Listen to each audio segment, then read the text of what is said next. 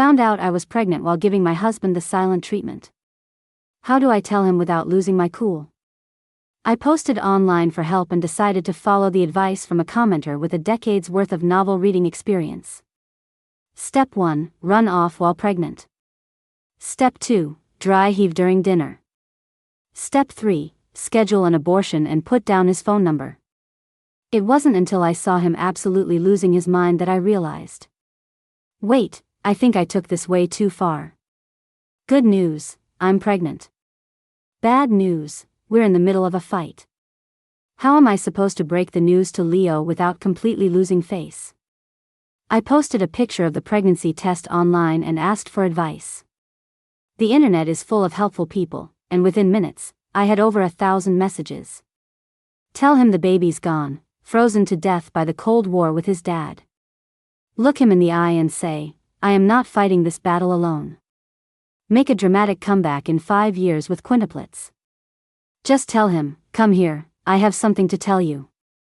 This generation of internet commenters, they're so helpful. Watching the number of comments climb, I couldn't help but feel a little emotional.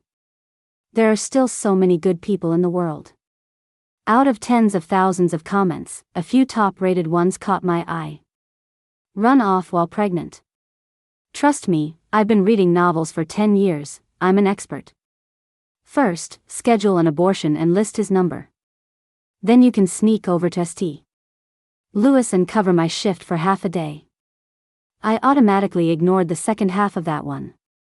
At dinner, dry heave a few times in front of him, then run to the bathroom. Their claims of having read novels for a decade filled me with confidence. I looked at the message I'd sent him hours ago, still unread, and thought about Leo's cold expression. Annoyed, I blocked him. Have fun in my block list, you clueless idiot. I've got a big surprise waiting for you. First step of running away from home, pick out a sweet ride from the garage. My eyes immediately landed on Leo's favorite car, a sleek, black Bugatti supercar.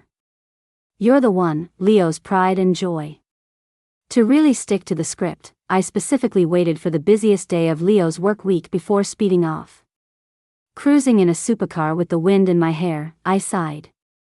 This is the life. Leo can go take a hike. The roads were clear, and I drove with all my luggage straight to my best friend Chloe's place.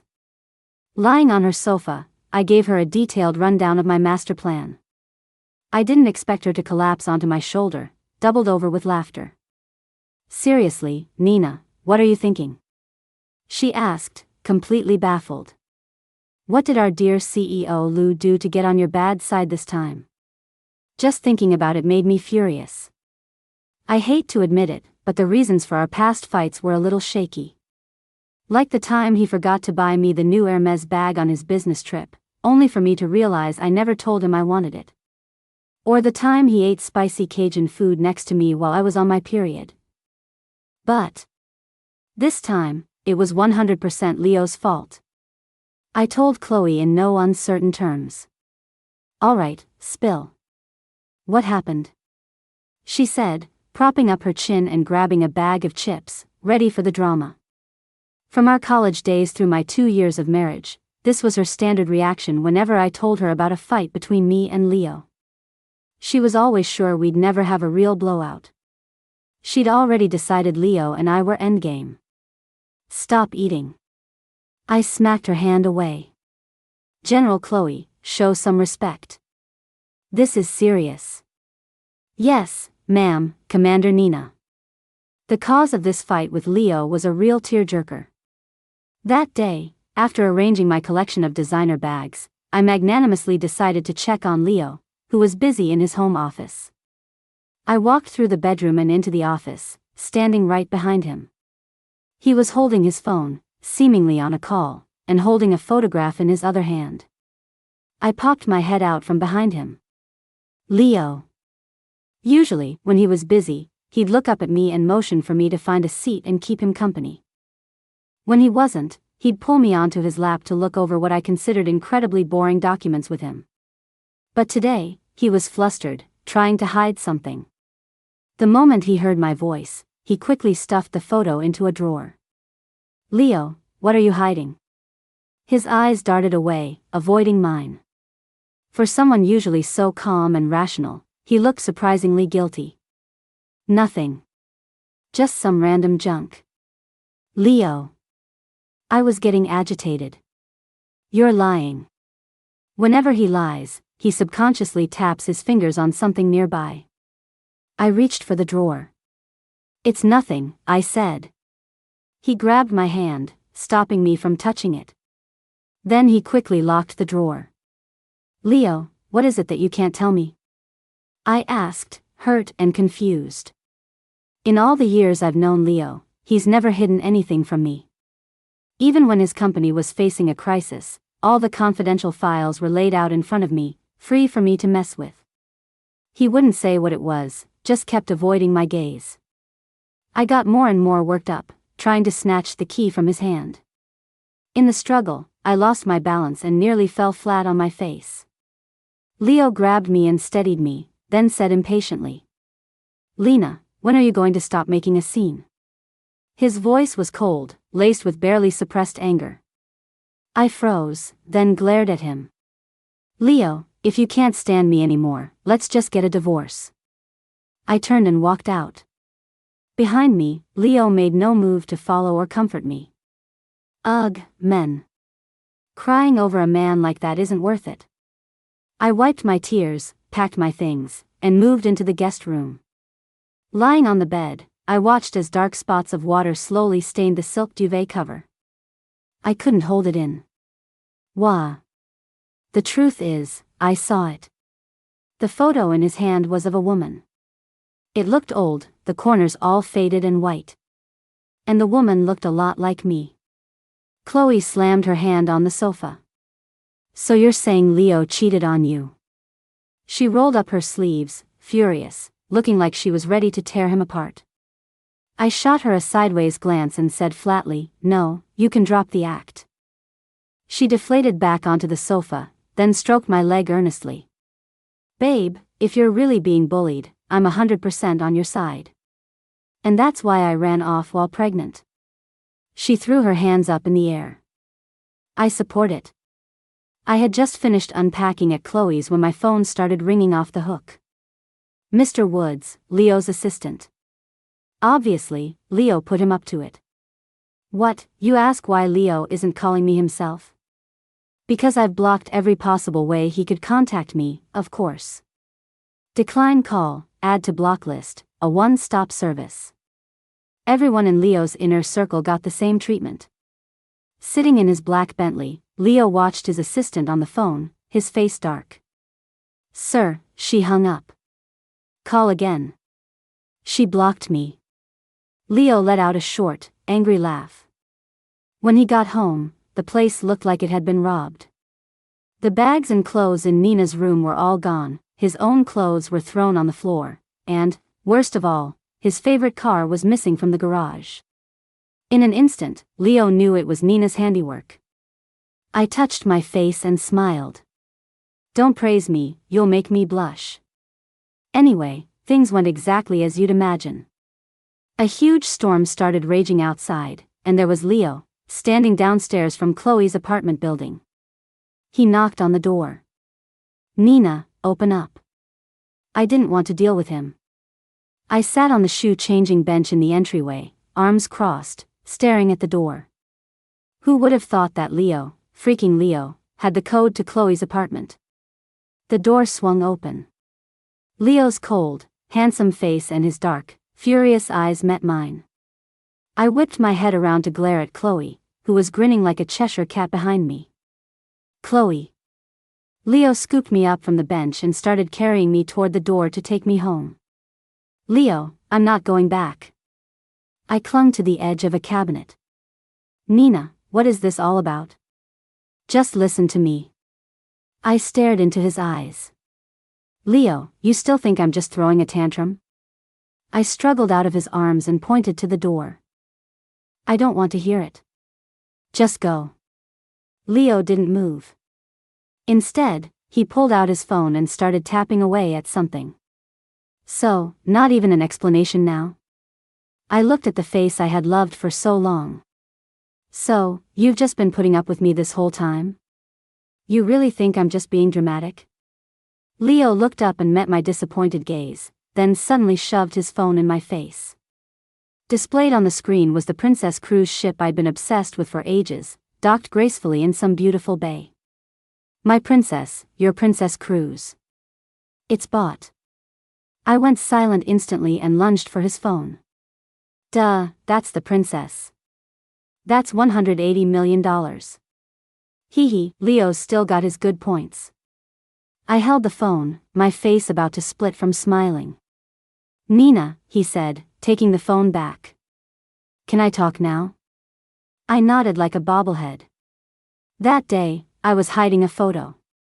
The woman in the photo looked like you. I nodded, my eyes glued to the picture of the cruise ship.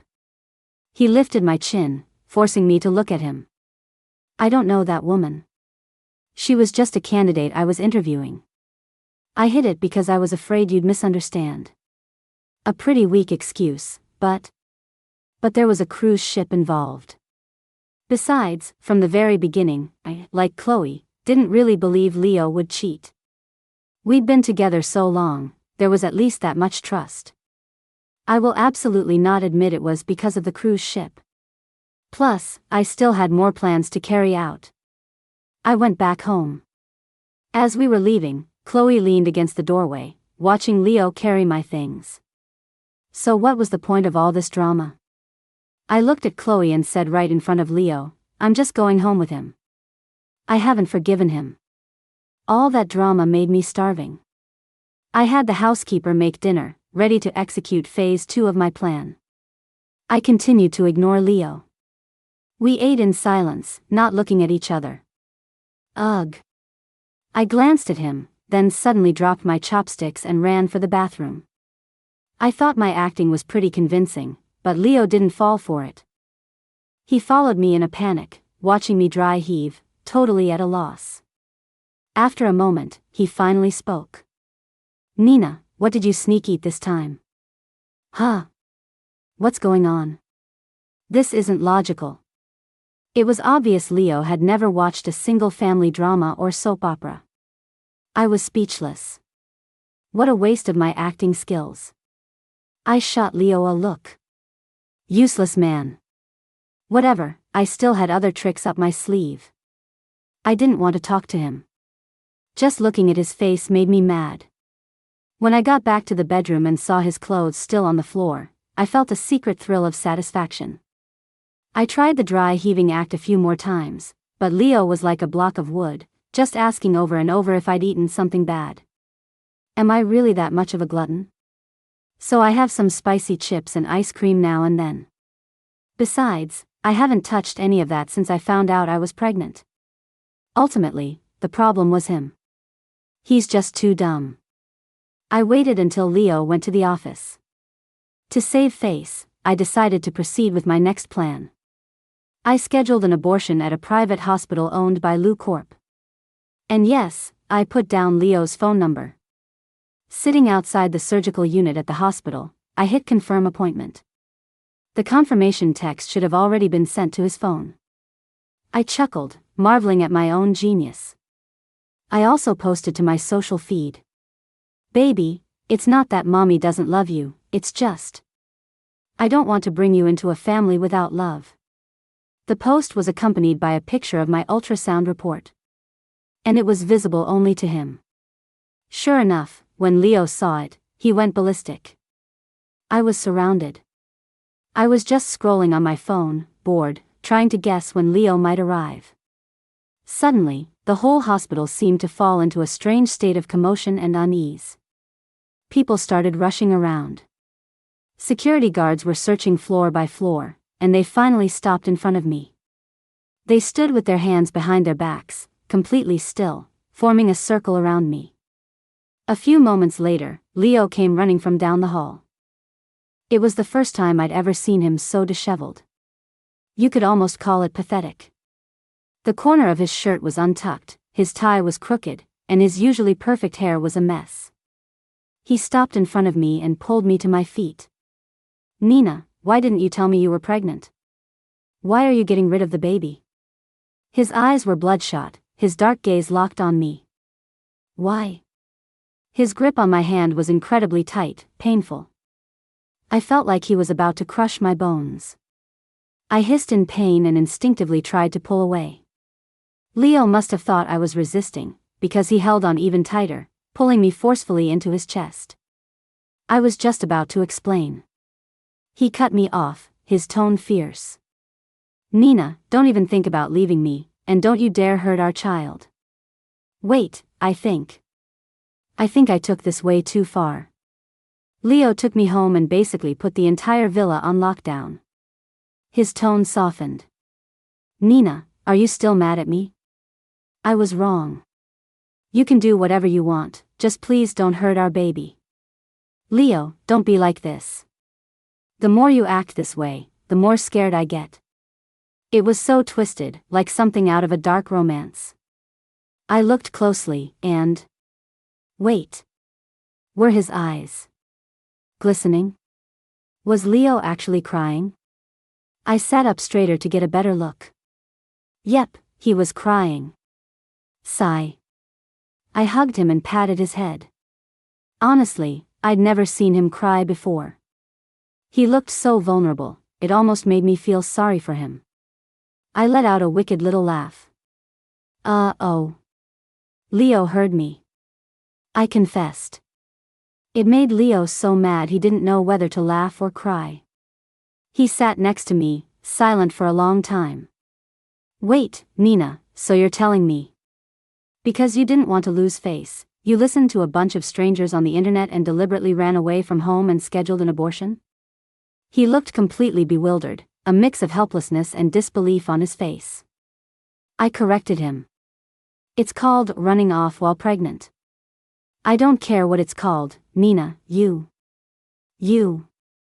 Are you out of your mind? Nice. I actually managed to provoke the eternally calm Leo into cursing at me. Yes. I really am something special. Hee, I guess I am a little sick. Got a little tumor growing inside me. He shot me a look and called me a smart mouth. Life after Leo found out I was pregnant wasn't all that different, except that it got even more comfortable. I spent my days dragging Chloe on shopping sprees at luxury boutiques. I didn't expect a pleasant surprise today. Leo was sitting in a coffee shop, and across from him sat a woman. It was the woman from the photo he'd tried to hide from me. I gripped Chloe's hand tighter, my eyes locked on Leo. Chloe glanced at me, then pulled me to a table behind Leo's, as if we were detectives about to bust a cheater. Don't tell Nenah about your existence yet, I heard him say. Nenah's pregnant right now, she can't handle the stress. I had no desire to hear any more. I just wanted to grab Chloe and get out of there. I'm a person with a big heart but a fragile spirit. Leo, how could you do this to me? You knew I was pregnant. Chloe pulled me into a hug, patting my back. Nenah, it's okay, let it all out. She wanted to take me over there to confront Leo, but I refused. I couldn't imagine him looking at me without a trace of emotion and coldly saying, Nenah, I got tired of you a long time ago. Nor could I stand the thought of him pretending to be deeply in love, lying to my face and telling me nothing was going on between them. But what I absolutely couldn't accept was the idea that I might have just been her substitute. I ran off while pregnant again. This time it wasn't for fun. With Chloe's help, I secretly disappeared, running to a place where Leo would never find me. San Diego is a world away from New York. He'll never think to look for me here. Go be sweet with your precious treasure. I pouted. Don't tell Nenah yet. So fake. Men are the absolute worst. Chloe came to visit me from time to time. She was my only source of information about the kid's dad. Apparently, after I left, Leo never stopped looking for me, mobilizing his entire network to track me down. But I also saw in the tabloids that the woman was appearing by his side. It looked like he was slowly trying to introduce her to the world. I thought about it resentfully, rubbing my belly. Baby, your dad is a real good actor. He was so nice to us, but the moment we left, he started looking for a replacement. A tear rolled down my cheek. I wiped it away. I don't know how much other people's tears are worth, but Nenah's tears are priceless. Crying over a jerk like Leo just isn't worth it. The baby wasn't even born yet, and I had already decided to find him a new dad. I posted my profile on a dating site, making it clear I was looking for a father for my child and that I would give him half of my assets. I really didn't want to part with my money, but for this baby, I was making a huge sacrifice. Ever since I posted the ad, my DMs were flooded with requests. Hee hee. Still got it. After several rounds of screening, I decided to meet one of the candidates who met my requirements. Sitting in the coffee shop, my eyes went wide. No way. It's so random, but isn't this the guy I've mentally dubbed America's best neighbor, Dr. Julian Miles? Hi, I said, awkwardly waving a hand. Fancy seeing you here. He was very direct. It's not a coincidence. I came here on purpose. Ms. Scott, I've been following you for a long time. And I'm not interested in your assets. I just want to give you and your child a home. It was true, Julian didn't need my money. He was a top orthopedic surgeon at San Diego's #1 hospital, making 6 figures a month, not to mention his family was one of the wealthiest in the city. Still, the give you a home line struck me as kind of funny. I couldn't help but laugh out loud. That's a bit much, Dr. Miles, but I believe you. He really was a dependable person. From the moment I moved here, he had been quietly helping me, finding me an apartment, bringing me breakfast, and even giving up his huge house to be my neighbor, which I could never understand. Who gives up a mansion? Not me. I had a feeling about this. I was sure Dr. Miles had already fallen head over heels for me. Getting a little conceited. I should reflect on that. But I won't change. She doesn't need it. She and her child have a home. An angry but familiar voice came from behind me. Oh no. Leo found me. I spun around to see him standing behind me, his face contorted with rage, his eyes dark and shadowed, staring straight at me. Nenah, you've got some serious nerve, he said, a cold laugh escaping his lips. You pulled the runaway pregnant stunt twice, and now you're trying to find a stepfather for my kid. His voice was trembling with suppressed fury. But my focus was elsewhere. Hey, he got the term runaway pregnant right. He's learning. Ahem. Off topic. This was the first time I had seen Leo in 3 months. He was dressed impeccably, and he'd even styled his hair. But seeing him just reminded me of his words, "Don't tell Nenah," and a fresh wave of anger washed over me. I said coldly, "Where's this home you're talking about?" "We don't have one." Then, like a magician pulling a rabbit out of a hat, he took out our marriage certificate from his pocket. "Nenah, don't you forget, we're married." Is he crazy? Who carries their marriage certificate around with them? He really. I could just cry. But a good horse doesn't go back to the same pasture.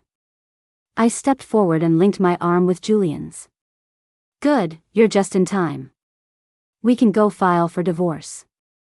Mr. Liu, you're such a great guy. Surely you wouldn't stand in the way of my happiness, would you? His eyelid twitched, and he pressed his fingers to his temple, a sure sign he was at his absolute limit.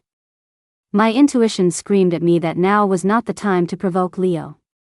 I grabbed Julian and fled the scene of the disaster, leaving Leo standing there, fuming helplessly. I came clean. The find a new dad plan ended in a miserable failure. Julian and I stood on the street corner, both of us silent. After a while, I spoke hesitantly. Dr. Miles, I'm really grateful that you played along with me, and I appreciate all your help these past few months. I closed my eyes, then said, cruelly but directly, "But, I'm so sorry." Julian cut me off, as gentle as ever. "Nenah, you don't have to say any more." His expression was tinged with a hurt he couldn't quite hide, but he still tried to comfort me. He said he always knew there was someone else in my heart. He asked if it was the Mr. Lu from today. If you're ever unhappy, you can always come find me. He looked at me, his gaze warm and caring. Nenah, I can wait for you. I didn't say anything, just shook my head. Julian, you absolutely must not wait for me, I said firmly. I'm not worth it. He wasn't wrong. Even after all this time away, I hadn't, and couldn't, easily erase Leo from my mind. Sometimes, in the middle of the night, I'd wake up with the strange feeling that Leo was there, watching over me. Whenever I felt the discomforts of pregnancy, I couldn't stop thinking about the days when Leo would rub my legs and hold me while I slept. Someone like me really couldn't compare to a sincere person like Julian, and I wasn't worth his weight. I sighed. Who even gets it? My plan to find a new dad was originally just to fill the male role that would be missing in my child's life. Well, so much for that plan. Now that Leo's here, I have to figure out where to run to next. Being a gentleman, Julian walked me home. Who knew Leo would be standing right at my door? It was pitch black by the entrance, and his figure was hidden in the shadows. I stopped, about to say goodbye to Julian, when a hand shot out of the darkness and yanked me forward. I jumped, startled, and looked up. Leo.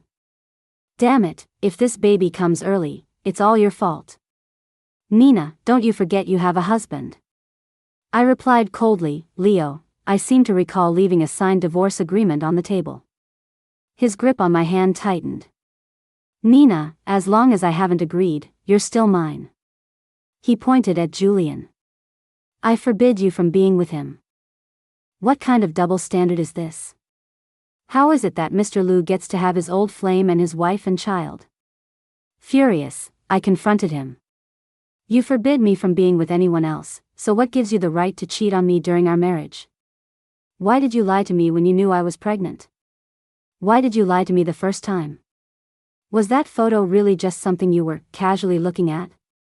Tears started streaming down my face without me realizing it, and my voice choked up. Leo, is it fun to lie to me? Was our entire relationship not even worth as much as some old flame who came out of nowhere? Leo, how much of what you've ever said to me was actually true? Wiping away my tears, I opened the door to my apartment, just wanting to be alone. Leo blocked the door with his hand. It got slammed, but he only winced, not making a sound. Old flame? What old flame? Leo brought his old flame to see me, and things were not at all what I'd imagined. Leo asked me what I was talking about, completely confused. I was too tired to answer him. You can't wake someone who's pretending to be asleep, and you can never get a man to admit he's still in love with his ex. To my surprise, I saw his old flame waiting just around the corner. She was wearing a little white dress and a black coat, looking small and sweet. She glanced over at me, and I could see she looked about 70% like me. And Leo still had the nerve to deny it. He even brought her here. I pointed at the woman, my voice full of anger. Mr. Lu, you brought her here yourself. There's no need to pretend anymore. Suddenly, the woman grabbed my arm. Sister, I finally found you. Sister? What is going on? This isn't how the story is supposed to go. Did my tragic love rival just turn into a long-lost sister trope? I have a sister. A biological one, same mom and dad. We stared at each other. I glared at Leo. What the hell is going on? So you're saying Mom and Dad secretly had you? I asked, my usual playful tone gone, replaced by dead seriousness. My parents didn't deserve to be parents. When I was little, after they had me and saw I was a girl, they tried to throw me into a rushing river. My grandma stopped them, and after that, I became the family slave.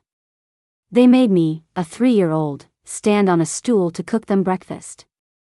They made me, a 4-year-old, clean the house. They made tiny little me take care of the entire home. They'd beat and curse me for the smallest thing. They often didn't give me food. They tried to abandon me again and again. Letting go of my hand in a crowded market, leaving me in front of an orphanage. My grandma found me every time, comforted me every time. But then, Grandma died.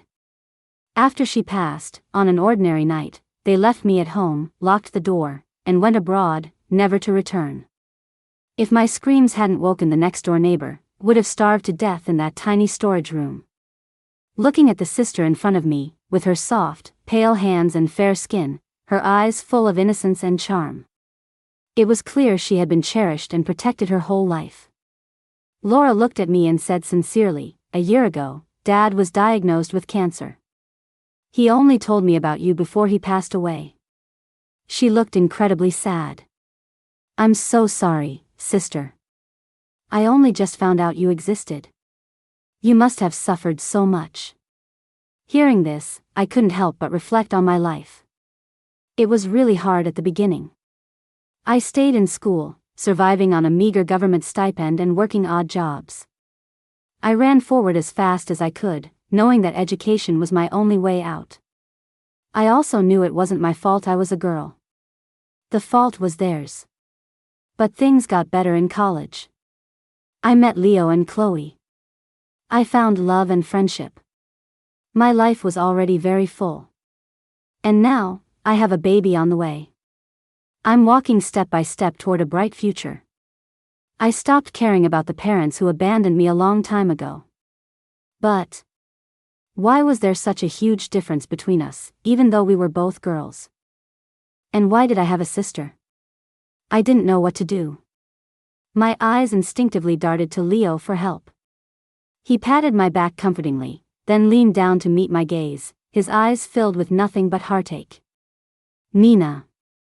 I wiped away my tears and looked at Laura. "I understand the situation now. It's probably best if you don't show up in my life again." She looked at me, pleading and confused. "Sister, why?" I pulled Leo up to his feet. "I don't have a sister, and I don't have parents. And I don't need them. I have a family now." After arranging for someone to take Laura home, Leo and I sat down. Now it was time to settle the score between us. We both looked at each other with clear dissatisfaction. I felt like I didn't have the upper hand in this confrontation, so I decided to strike first. "Leo, so why didn't you want Laura to tell me?" He looked at me and was silent for a long moment before finally explaining. He said he had just found out I was pregnant and was worried the news would affect me, so he chose to hide it for a while, planning to tell me after the baby was born. "My original plan was to keep it from you temporarily, for your and the baby's sake. But then I thought, my Nenah isn't someone who would be defeated by something like this. So I decided not to hide it anymore." His tone was mournful, almost wounded. "But when I brought her home, all I found was a divorce agreement on the table. And also, Nenah, don't you think you went a little too far? You threw my clothes on the floor again." "Hee, yeah, the clothes thing was me. Gotta be consistent, right? Same as the last time I ran off while pregnant." I sank deeper into the sofa, subtly scooting my butt away from Leo. He pinned me in place, his voice menacing. "So, Nenah, why don't you explain something to me? What's this about an old flame?" I laughed awkwardly. Nothing. It was all a misunderstanding, just a misunderstanding." Leo smacked me lightly on the arm. "A misunderstanding? You call running halfway across the country a misunderstanding? I'm so dead." We went back. Leo escorted me back to New York and laid down the law. "Nenah, you and Chloe are both nuts. Don't you two ever dare cook up another one of your secret schemes again. Just try me." Not long after, the baby was born without a hitch. A newborn baby is just so ugly, completely lacking the perfect genes from me and Leo. So I decided to name her Ugly. But Leo disagreed. "Nenah, what did I just say? You're not allowed to use your brain anymore. She's a beautiful little girl, what kind of name is that?" Leo came up with an infuriating name himself. He said the baby's full name would be Lola, but her nickname would be Run Run. He said that when Run Run grows up and asks why her nickname is Run Run, we'll tell her all about my 2 glorious escape attempts. He's insane. Completely insane. I've decided to give him the silent treatment. And this time, I'm going to consult the internet again to decide when I'll make up with him. Leo's POV. My wife is giving me the silent treatment. The reason? Apparently, I have an old flame. I've been framed. I swear on my life, I'm a model American husband. All I did was see someone who looked a lot like my wife, did some investigating, and decided not to tell her until I had all the facts. I came home, and my wife, my whole entire wife, was just gone. It was bad enough that she took all her clothes, but she also deliberately threw my clothes on the floor and stepped on them a few times. Thankfully, I have a little money. I threw some of it at the problem and, after much difficulty, managed to coax her back home. But then, for some reason, my wife started acting weird again. Every so often, my wife would run from the dinner table to the bathroom to dry heave. I was worried sick. In a moment of frustration, I blamed her for eating bad food, and she had the nerve to roll her eyes at me. What was that for? Don't think I don't know she's always secretly ordering takeout when I'm not home. She doesn't even think about how the delivery guy wouldn't get past security without my permission. I wanted to take her to the hospital, and she called me clueless. Strange, so strange. Women are so strange. Then came the terrifying part. I was in a board meeting that day when a message suddenly popped up on my phone. Lou Corp Private Hospital MS. Scott, you have successfully scheduled an abortion procedure with the OB/GYN department for 2 p.m. Please confirm your appointment within the next hour. Ms. Scott. Abortion. Confirm appointment. I shot up from my seat, my mind racing through all of Nenah's strange behavior over the past few days. So she was pregnant. That's why she was acting so weird. But why did she suddenly want to get rid of it? Why? Doesn't she want a child? I panicked. I threw out a meetings on hold and rushed out of the room, heading straight for the hospital. On the way, I saw a post she'd made. Baby, it's not that mommy doesn't love you, it's just I don't want to bring you into a family without love. What does she mean, a family without love? My love for my wife is as vast as the universe. I sprinted to the hospital and found her waiting outside the surgical unit. Thank God. Thank God, I made it in time. I rushed forward and hugged her. I wanted to ask her why she didn't tell me she was pregnant, but looking at her, I couldn't get the words out. As long as she's okay. As long as Nenah is okay. I took her home. I wanted to tell her, and our baby, that it wasn't that I didn't love her or that I wasn't excited for our child. But it turns out, the whole thing was a setup. I'm shocked. I'm truly speechless. I have no idea what goes on in my wife's head. This terrible internet has corrupted my wife. I opened the TikTok she sent me, and there were over 100,000 comments. You horrible netizens. I'm going to memorize the IDs of everyone who gave her these terrible ideas and send them letters from my lawyer. My wife stopped me. Fine. For the sake of my wife and my child, I'll let them off the hook this one time. My wife's sister showed up. She told me Nenah's father had died. What wonderful news. Good riddance. That horrible old man abused my Nenah. He should have died long ago. She said she wanted to meet Nenah. I stared at the woman in front of me, who looked so much like Nenah, and I didn't know what to do. Nenah's personality is cheerful, lively, cute, kind, innocent, intelligent, tough, and brave. Ahem, got sidetracked. Although Nenah has a great personality, she's pregnant right now, and I didn't dare take the risk. I know that her family and her parents will always be a scar on Nenah's heart, a deep wound. I don't know if that wound has healed, or if touching it again will cause her pain. I didn't dare to gamble. So I told Laura that we should keep it a secret for now and not tell Nenah. She agreed.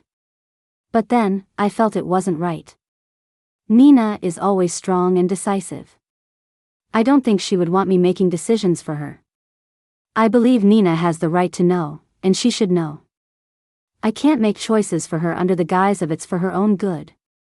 She is her own person. No matter how well I know her, I am not her. I brought Laura home. My wife was gone again. A stark white divorce agreement on the table, my clothes scattered messily around the room, and her closet completely empty. This time, finding her wasn't so easy. I went to Chloe's place many times, my wife's best friend, whose brain works about as well as my wife's, but I never found Nenah. It was like Nenah had vanished from the face of the earth. I sent out teams of people to search for her all over the country, all over the world. I even monitored her TikTok to see if any of those netizens had given her another terrible idea. But I found nothing. 1 month, 3 months. Time passed quickly. I was getting anxious. I didn't want Nenah to be out there all alone while pregnant. I knew she must be uncomfortable. I knew she must be trying to be strong. Finally, after tailing Chloe for a while, I got a lead. San Diego. I'm coming. I made sure to dress up and even put on cologne. After all, besides my money, the thing my wife loves most is my looks. But when I got there, my wife was on a date. She was on a date with a huge pregnant belly. She was laughing happily with the guy across from her. When she saw me, her expression changed instantly. What's so funny? We haven't seen each other in so long, doesn't she miss me at all? I even brought the marriage certificate specifically to ward off any men around her. But Nenah actually said that we could use it to go file for divorce. I'm so mad. I shouldn't have even brought this stupid certificate. My wife ran off with another man. I waited at my wife's door for over 3 hours before she came back, and she brought that other man with her. I'm so angry. The most infuriating part is that my wife said I have an old flame and that I'm using her as a substitute. The world's biggest turtle doesn't carry a shell as heavy as the blame I'm carrying. She misunderstood my relationship with Laura. She didn't trust me. My heart is broken. I grabbed her, wanting to crack open her head and see what on earth is inside.